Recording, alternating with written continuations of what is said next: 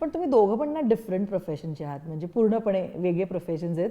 आणि गायत्री ज्या प्रोफेशनमध्ये आहे तिथे ना वेळेची डिमांड खूप आहे, मे बी सिरियल, नाटक किंवा चित्रपट, खूप वेळेची डिमांड आहे. आणि मे बी तुझं 9 to 5 आहे का त्याच्यापेक्षा जास्त आहे, राईट? 9 to 5 आहे. तर ना अशा वेळी ना गोष्टी बॅलन्स करणं सोपं नसतं. अनेकदा तू अवेलेबल आहेस तेव्हा ती अवेलेबल नाही आहे, ती नाही आहे तेव्हा तू अवेलेबल आहेस, काइंड ऑफ असं होऊ शकतं. या गोष्टींमध्ये सुद्धा तुम्ही डे 1 पासून सेम नोटवर आलात का, ते इव्हेंच्युअली ग्रो होत गेलं? सो मला थोडा वेळ लागला टू अंडरस्टँड दिस, कारण माझ्या मित्रांमध्ये किंवा माझ्या नातेवाईकांमध्ये या क्षेत्रातलं कोण नाही आहे.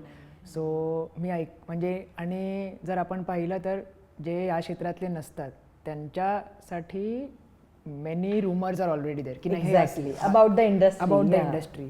सो ते एक बायस ऑलरेडी होतं माझ्या डोक्यात, पण आय वॉज लाईक की नाही असं नसूही शकतं अंटिल अँड अनलेस मी पाहिलं, मी बघतो भेटून वगैरे. So that is there. असं माझं वर्क लाईफ पण असं आहे की फ्लेक्सिबल आहे. सो वेनेवर असं असू शकतं की तिला इमोशनल नीड असू शकतं की नाही तू आज राहा, सो आय कॅन मॅनेज की मी वर्क फ्रॉम होम करतो आज वगैरे.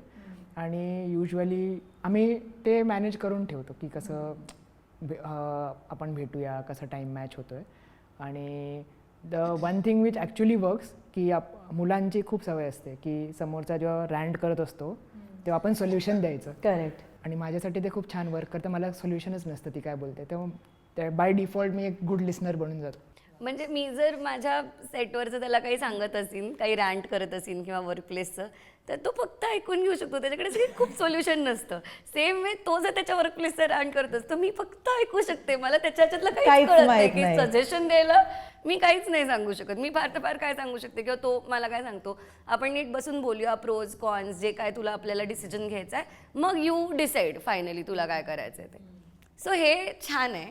आणि अजून एक सेम पॉईंटवरती म्हणजे की आम्ही जेव्हा डेट करायला स्टार्ट केलं तेव्हा मी एक सिरियल करत होते. सो त्याला सिरियलचे डिमांड्स काय असतात हे कळलं.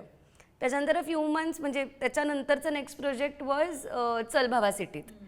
सो तिथे तर कम्प्लिटली कट ऑफ होतं फॉर 2 बाहेरच होतेस. हां, म्हणजे फोनही नाही, काहीच नाही, नो कॉन्टॅक्ट, लाईक बीबी. तर तेही त्याला कळलं की असा एखादा रियालिटी शो असतो जिथे ॲब्सल्युटली 2 महिने कॉन्टॅक्ट करूच शकत नाही आपण, ना त्या पर्सनला फिजिकली भेटू शकतो कुठल्याच प्रकारे, काहीच संवाद कॉन्व्हर्सेशन काहीच नाही होऊ शकत. त्याच्यानंतर आता मी नाटक करते. सो त्याला सॅटर्डे संडे सुट्टी असते तेव्हा माझे प्रयोग असतातच, किंवा कुठलाही सणाचा सुट्टीचा दिवस असेल त्या दिवशी माझं नाटक असतंच.